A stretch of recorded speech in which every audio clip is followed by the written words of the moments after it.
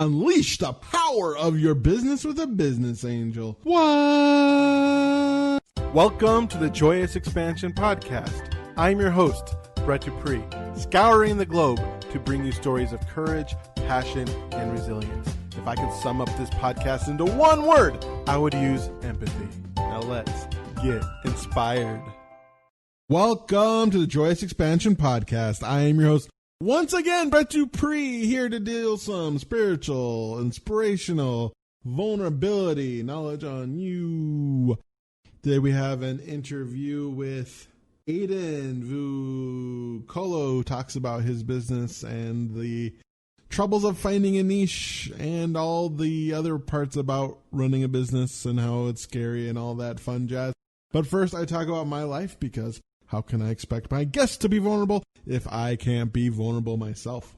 So I missed a week of my podcast, and not for the best reason, to be honest. I had the time. I just did not have the energy. I spent way too much time freaking out. Why was I freaking out? Because last Saturday was a collaboration between the MeWe festivals and my group, the Lightworker Toastmasters, the group that I founded, the group that I run, and the group that I'm a part of. Well, not kind of run, but still am a leader in. But still other people are stepping up, and it's awesome. And we did that, and I was so worried that if things would not work out, that it was hard for me to continue editing on Wednesday and Thursday and also Friday. I had time those days. I believe I did an interview as well, but still, I still could have done it. There was nothing, especially Sunday, but my right knee hurt all day, and I was like, I don't want to deal with anything. I just want to lay down and veg, because that is truly the case. My fight or flight, I'm a freezer. I am a flighter. I don't fight.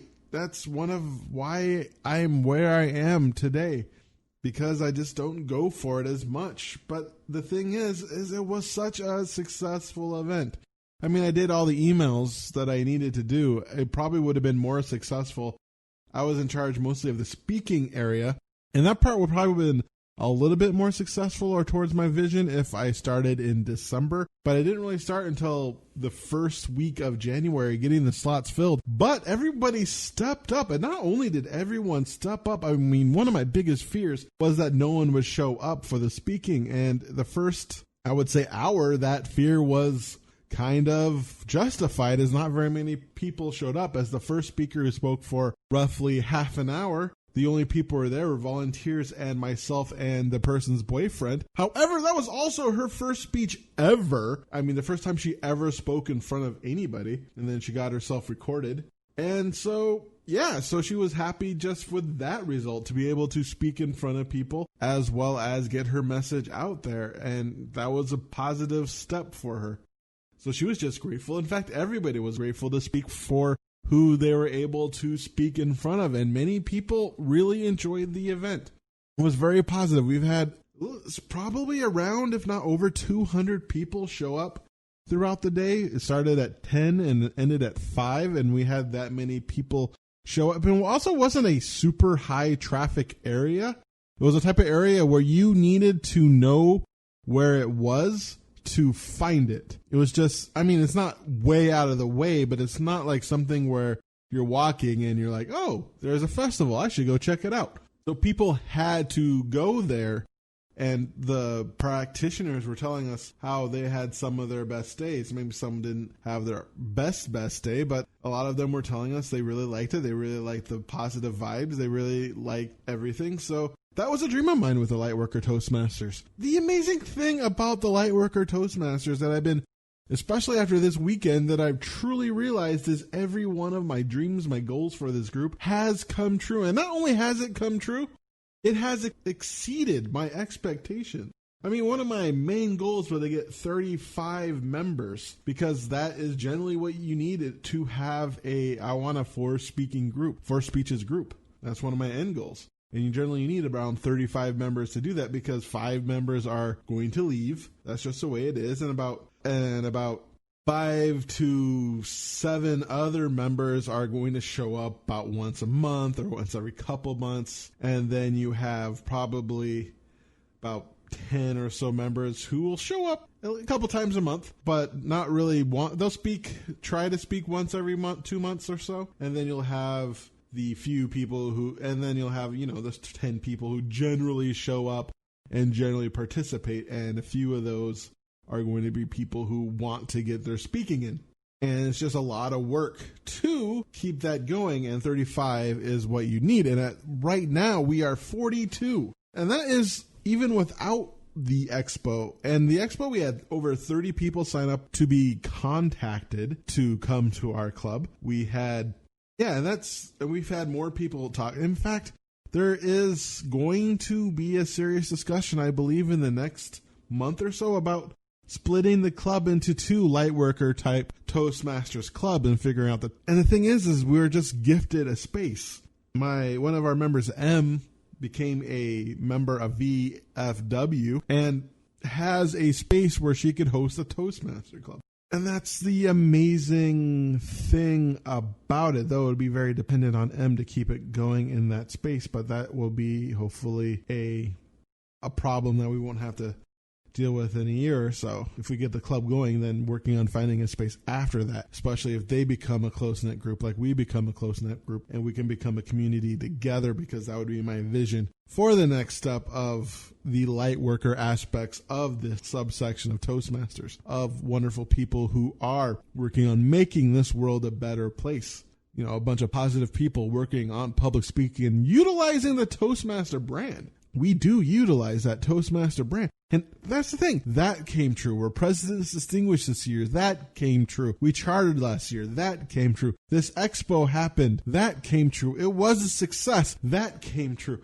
And thinking about everything I've done in my life, there's part of me that's super proud. There's part of me that's super frustrated, because the Lightworker Toastmasters show that I have ability to bring people together. I have ability to inspire people. I have the ability to help people. And I see it. I see it there, but to be able to monetize it, to be able to get it out there and serve people in a way that can sustain me as well. Because honestly, all this work I'm doing for Toastmasters is free. But not free in the sense of monetary. I mean, I'm getting a lot of skills. I'm getting a lot of confidence. I'm getting a lot of connections and love and support and networking and just amazing freaking things that I'm very grateful for. But at the same time, I would like that moolah to come. And there's that frustrating part of me that thinks to myself, why can't I do this in real life in the sense of things that make me money? Why am I only able to do this within this volunteer organization and continue to just not make anything?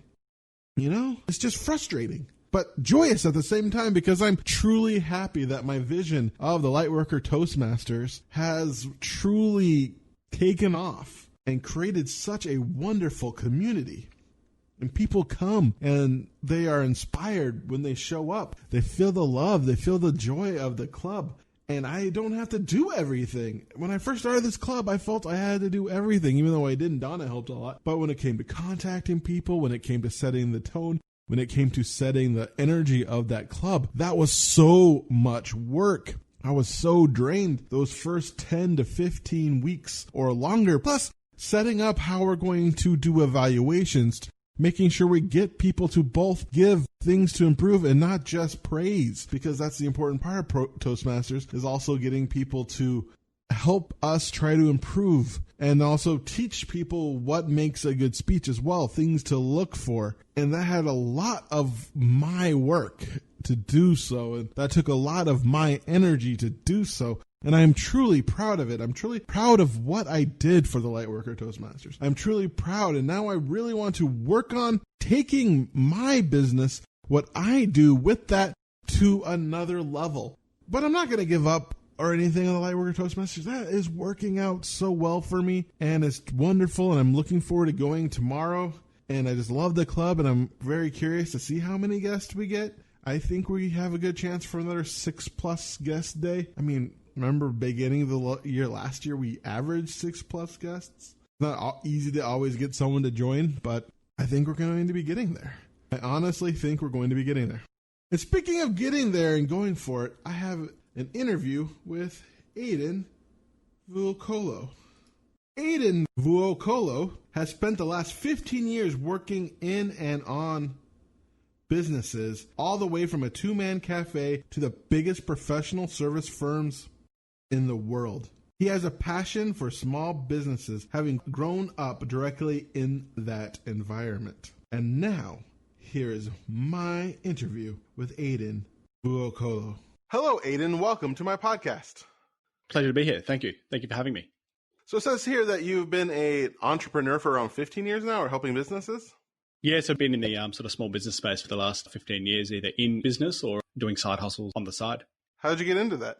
Really, it goes back to when I was growing up. Dad never, in my eyes, had a typical job. For as long as I've been born, he ran his own business. So I've always had him as a role model, looking up to him and how he's sort of built his business. So he runs a medical practice.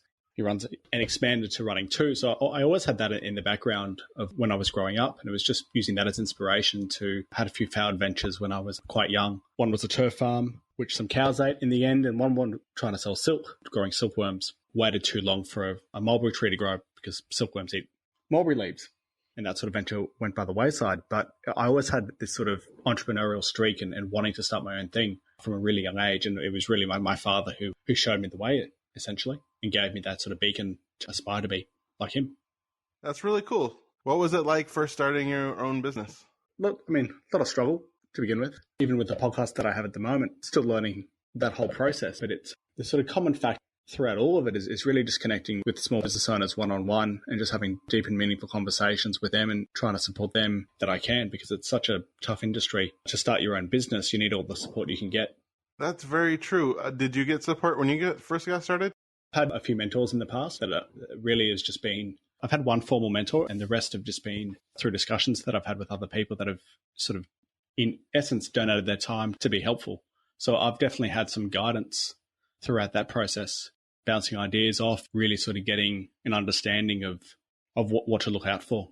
What was the best advice you ever gotten? The best advice probably, to be honest, probably came from my father. So a couple of years ago, I wanted to start my own cafe, and Dad was quite supportive, but he gave me a list of about 50 things to consider. So he, spent the time to go through that list, one, to write it up, and for me to sort of tick things off that list. So that was really valuable to see it from multiple angles and to go, okay, was this something I really want to do, or is this just, am I doing this for the right reasons or the wrong reasons? That's really good advice. A lot of times when we get an awesome idea, we can kind of like, the shiny object. Mm-hmm. Yeah, it's definitely something that I've got to keep in mind as I go along, not to get distracted too much. And because you sort of have these ideas and you think, oh, that's going to be a really cool idea. And then you sort of begin, and then a week in, a month in, you go, oh, there's some other idea, because you sort of hit a roadblock in the beginning of that idea, because you don't, or at least I find, it's hard to know because there's a lot of initial momentum that you need to an idea off the ground to actually put effort into it and to overcome those challenges. And sometimes it can be easier just to find a new project or a new idea to go off and begin. So that's something I've got to keep in the back of my mind, not to get distracted. Had an opportunity a couple of months ago from a friend who pitched an idea. And initially I thought, oh, this would be a really, really good way to make some money. It was some laptop stands that were really cheap to make, but had high quality as well. And I ended up having to go back to him and actually say, I don't have the time or the resources to dedicate to this idea, but it's definitely something it's a constant battle to really keep that in the back of your mind and go, okay, well, I've got to be focused and not get distracted. Asking for help can be very vulnerable. How did you learn to be open up and be vulnerable for stuff like asking for help? I still struggle with it to this day, being able to sort of put my ego aside and to reach out to people who are more knowledgeable than me. It's honestly, it's been a process, and I don't want to seem like I don't know enough. And I don't want to seem like I don't know it all, because it's easier to sort of come across that you know it all and don't need any help. But you're learning, you're only doing yourself a disservice when you have that sort of belief. And so it's humbling to ask people for advice and for help. But what's helped me overcome that is just to practice it. And just asking for little things is a good way to start, whether it's catching up with a mentor or catching up with a boss and just having a discussion of where I'm struggling in my life, what I need assistance with. What got you into running your own businesses to giving the desire to help others with theirs? I think it really boils down to, I think if I had to go, and I've been reflecting on this a bit more recently, I had to dig deep and to really uncover why. I think it's in part of me just wants to help my dad with his business. I think that's a big factor. And to be able to help, helping others is sort of a way to help him in a sense. It's core to who I am. And it pains me to see many small businesses fail within the 1 to 3 years of opening up. So to do anything I can in my power, and I've got a responsibility, or I feel like I have a responsibility to help these businesses out. It's something that stems from my childhood and wanting to help Dad in his business that has just expanded to help others in theirs. What is the biggest mistake people make when they first start a business that causes the close within the first 3 years? I think the biggest mistake is not having clear understanding of their numbers. So when I say their numbers, I mean the financial performance of a business. Cash flow, or cash itself, is critical to keep a business running. If you have enough cash, you can often get over the humps and the downturns. But if you don't have a clear grasp of how much money is coming in, how much money is going out, and where it's going, and monitoring it at least on a weekly basis, you're really doing yourself a disservice.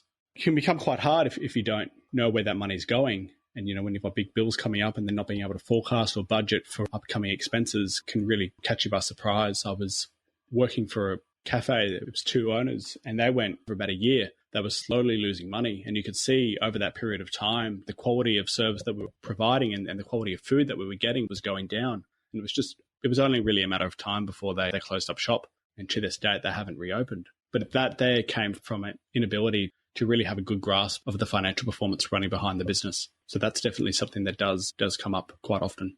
Yeah, a lot of people have a mental block with money, especially since I interviews a lot of spiritual entrepreneurs as well, especially those people who really want to help, really don't want to deal with the number aspect of it. Money can be perceived as evil sometimes, but really money is really just a facilitator to be able to do more of what you do and to be able to give more back. Because if you don't have enough for yourself, it's very hard to give continuously to others.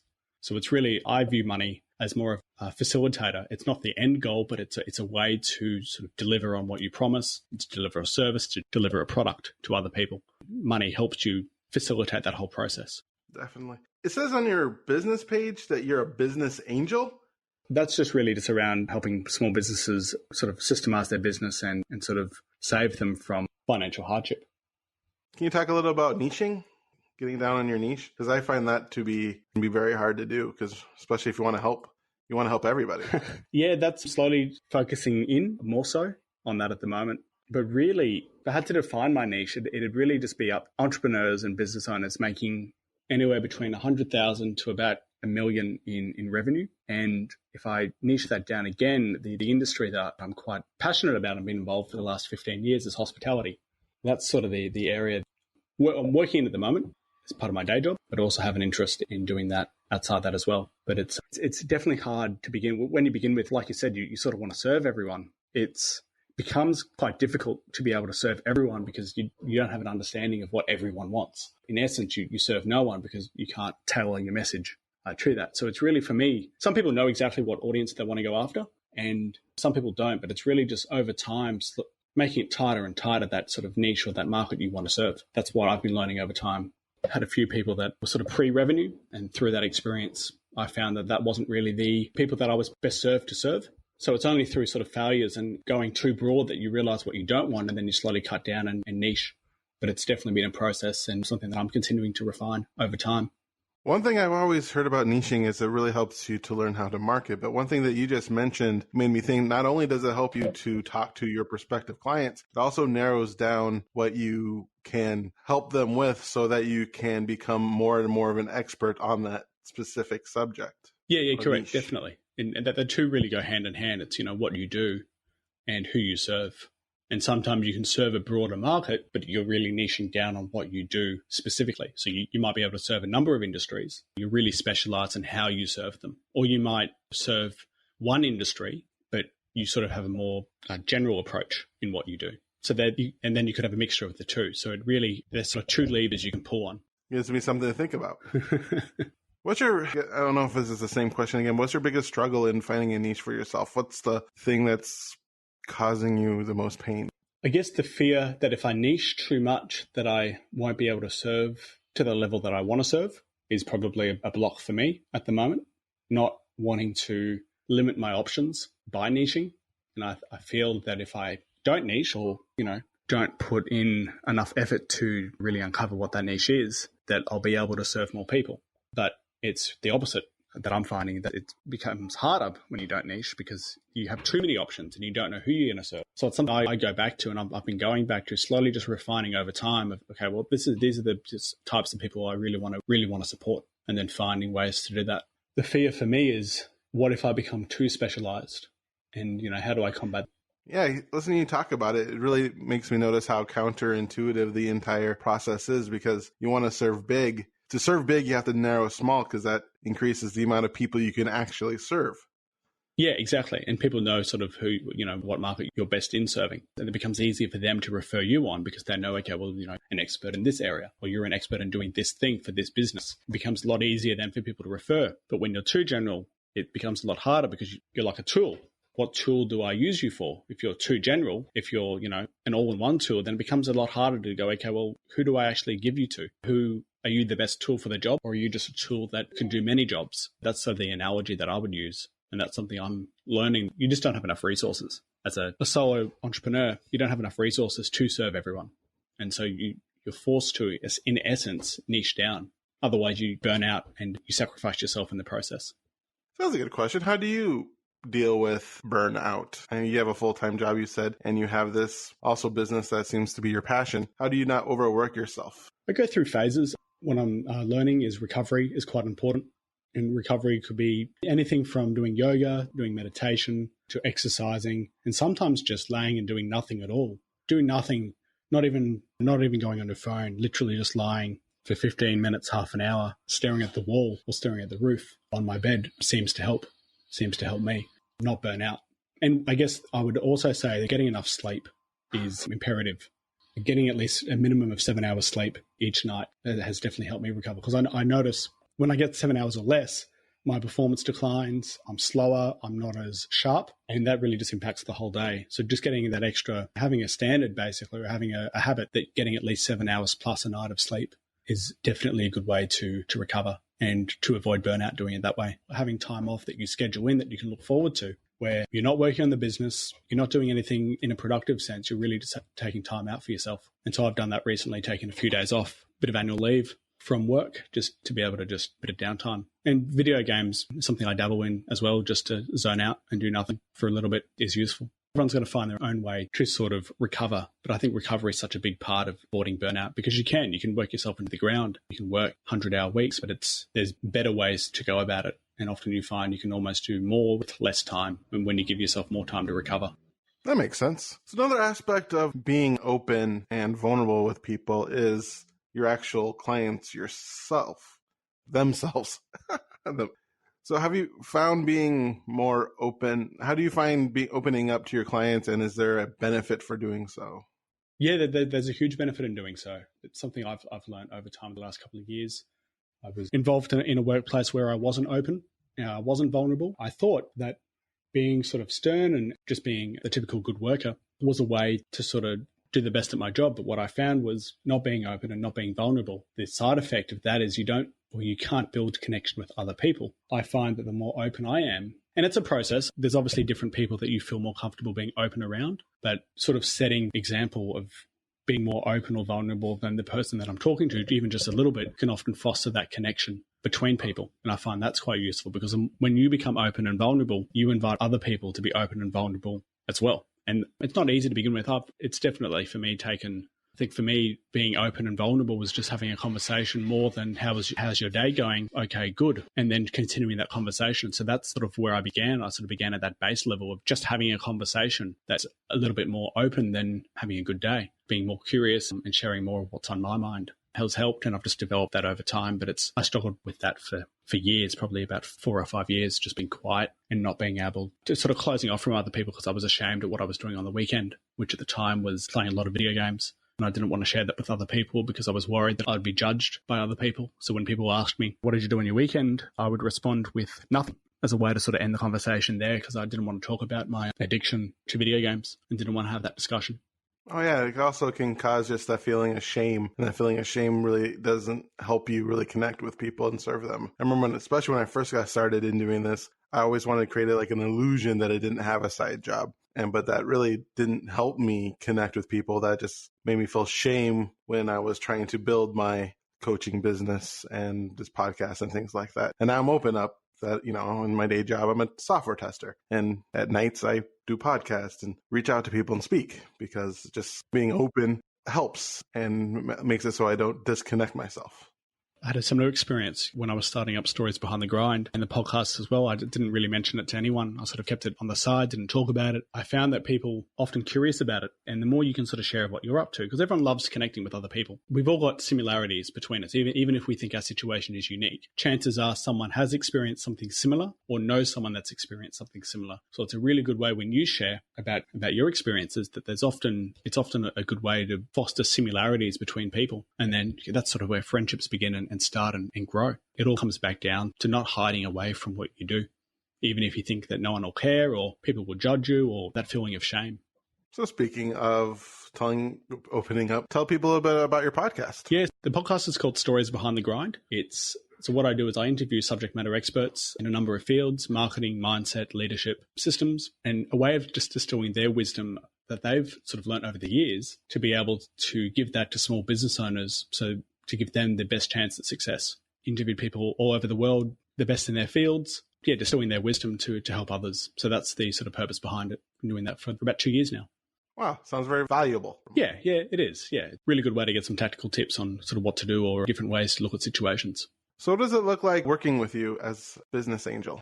At the moment, I've partnered with a performance consulting business. In the moment, I'm helping them with their business clients. So we have one-on-one catch-ups every couple of weeks, as well as structured training involved with them. So I've partnered with them because I've realized that I, as a business angel, still need to develop my craft and my skills. And what better way to do it with an organization that's leading the way in that regard. Cool. What do you like most about what you do? Seeing progression in my clients, seeing sort of where they come from when I begin interacting with them to sort of where they end up, 3 months or 6 months later. Just the growth and the progression that they've made is remarkably fulfilling. Even just having conversations with them for 15 minutes or half an hour just to overcome, problems or issues that they're having, being able to give them guidance throughout my experience, being able to guide them is remarkably fulfilling. And I often feel energized after having conversations like that. So that's probably the most meaningful part of it all, is just seeing their growth and their development. What's your favorite success you helped a client create? So at the moment, the client I'm working with at the moment, I've been working with her for about a month now. She's in the massage space, and what we've worked on, what I've helped her sort of get is she's gone from having sort of single clients that are booking for one massage to be able to have a 80% success rate in getting second and third massages booked in for the same client. So that's been a remarkable result for her because it means she's going to be able to generate more revenue for her business. And like I was mentioning before, being able to manage your cash flow can become a lot easier, especially when you've got more sales coming in. So just to see her grow her business that way by just being more confident in how she's approaching her client base is remarkable. Plus, it gives her a little bit more steady incomes because she doesn't have, if you're getting new clients, you don't have to get as many new clients. You don't have to, keep on asking for them. Yeah, that's it. We're going on a two-pronged approach. One is being able to alleviate current pain of her current clients and be able to deliver a higher level of service to them, but also attracting new clients as well. But it does become a lot easier when you're not always on the lookout for new people. It costs more energy and resources to find new clients than it does to serve your current clients at a higher level. So we're coming to the end of our time together, and one thing I like to ask my guests is to give a 1 minute of motivation. You can imagine this as if you are in a time machine and you go back to your 8-year-old self and you need to tell yourself what you need to live a happy and joy-filled life. But unfortunately, you'll have a minute before you're taken back into the future. Or you can think of it as if you're taking your entire life's message and condensing it down to a minute. Okay, so the fact that you're alive and listening to this means you have a duty to serve those in your life that need it most, a duty to make a difference, make an impact, and leave a legacy. Your time on this earth is limited. You are the last in line from a long history of ancestors, so do your best to make them proud. In this life, you will have moments where you miss your mark, where you fall down, and even though you might fail, this does not mean you're a failure. Don't be afraid to ask for help, because this isn't a sign of weakness, but of strength. It takes a strong person to admit to themselves that they need help, and you'll be surprised at the people that will come along with you on your journey. Embrace the unknown as much as you can handle right now, because this is where all the magic is. Each day is a chance to start again, to make progress to the person you are becoming. Are you ready to be all that you can be? That's awesome. Thank you so much for being in my podcast. I really enjoyed all the tips and tricks you've gotten. You've opened my eyes a little bit to the purpose and the pleasure of niching down and listening to how you've overcome your struggles, and you're still overcoming your struggles while still living your dream is inspiring to me. And so thank you so much for being on my podcast, and thank you so much for your service to this world. No, thank you. Thank you for having me on, and I appreciate the time you've given me to be on your podcast. Thank you so much. May your day be special. Yours too. And there you have it, folks. That was my interview with Aidan Vuocolo. Again, I should really ask people how to pronounce their names when I don't know how to pronounce their names. Life is one learning experience after another, and I am very grateful for Aidan for sharing his learning experiences with us. Not only did the Business Angel talk about how he loves to help people, how he's able to help people, how he's turned people's businesses around. He even talked about his struggles in creating his business and sharing with us how hard it is to niche.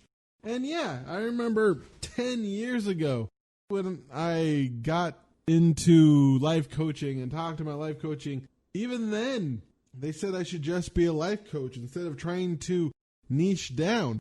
And that probably wasn't the best advice to give. But they didn't really have a course. They kind of had a course in selling your coaching, but not one on modern marketing and stuff like that. But it's hard to pick a niche because reality, you feel like you can help anyone in almost any situation, and you want to.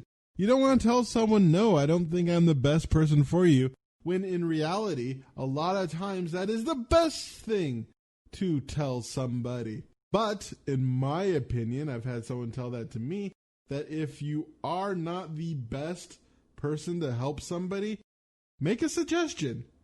I am more advanced. I need you to do these things and then I could help you. So that the person doesn't just feel like you're rejecting them, giving them a reason, someone else. Oh, I am not the best person to talk to female jugglers, but I'm sure out there's a female juggler coach that is right for you. And if you happen to know a female juggler coach, then point them to that person who teaches females how to juggle. I know I would be a terrible female juggler coach. I'd be like, look at the balls, look at the juggler things, the pins. I'm thinking of bowling pins. I wasn't trying to make a sex joke with look at the balls because, you know, jugglers juggle balls. Juggling was probably not the best. Anyway, yes. I really appreciate talking about that and how difficult it is to find a niche, to narrow yourself down to who you can serve and who you can best serve. And the more you're able to niche, the better you are able to explain what you do and who you can help. So if somebody listens to you and says, oh, you are not good for me, but I do know somebody who you would be perfect for. And if you're like, I help everybody with everything, they'll be like, okay, that's wow. And that will be the end of that conversation. So if you want to invite the Business Angel to work his magic on your business, you can find out more about Aidan and stories behind the grind. Go to aidanvuocolo.com or search for Stories Behind the Grind. That will be in the show notes. And also, he has a free guide, which will also be in the show notes. Boosting your cash flow. Who doesn't want a boosted cash flow? I know I do. So thank you once again for listening to the Joyous Expansion Podcast, episode 58. I am Brett Dupree, your Joyous Expansion life coach, champion of authentic joy, and catalyst of transformation for the Church of Awesome. If you like this, of course, it would be a great help for you. Leave you a review anywhere you're listening to it. iTunes, Stitcher, star it, share it. That would be amazing, and I'd love you forever. If you want to email me for any reason, you can email me at BRE2TsDPR2Es@joyousexpansion.com. You can also check out joyousexpansion.com. You can also find me on Instagram, Joyous Expansion, Twitter at Joyous Expansion, Facebook at Increase Your Joy, bad SEO there. And that is it for today. Once again, I remind you to be joy, to be love, to be awesome. And now play that jingle. JoyousExpansion.com. JoyousExpansion.com. Come and say hello to Brett Dupree. He is an inspirational life coach. Good for you and good for me. He turned my life from grey to blue. I'm sure he'll do the same for you. Get in touch and you'll see your life will change dramatically. JoyousExpansion.com. JoyousExpansion.com. Yeah.